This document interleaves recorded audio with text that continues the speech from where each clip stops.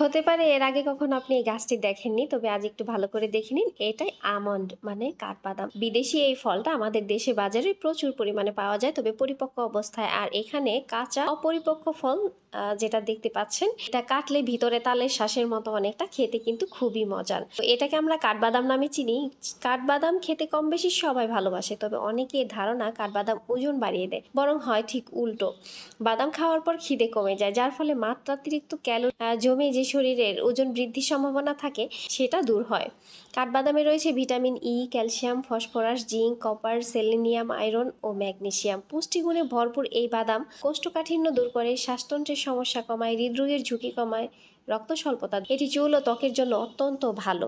এই বাদাম ক্যান্সার প্রতিরোধ করে, হার্টের সুস্থতায় কাজ করে, ডায়াবেটিস প্রতিরোধ করে, উচ্চ রক্তচাপ নিয়ন্ত্রণ করে, ওজন নিয়ন্ত্রণে সহায়ক ভূমিকা পালন করে, কোলেস্টেরলের মাত্রা পর্যন্ত কমায়। আমন্ড বা কাঠবাদাম এটা যেমন উপাদেয় তেমনি সুস্বাদু। এর এত এত গুণাবলী দেখে আপনি নিশ্চয়ই অবাক হচ্ছেন। আমাদের সকলেরই উচিত প্রতিদিনের খাবার তালিকায় এর একটা বিশেষ গুরুত্ব দেওয়া।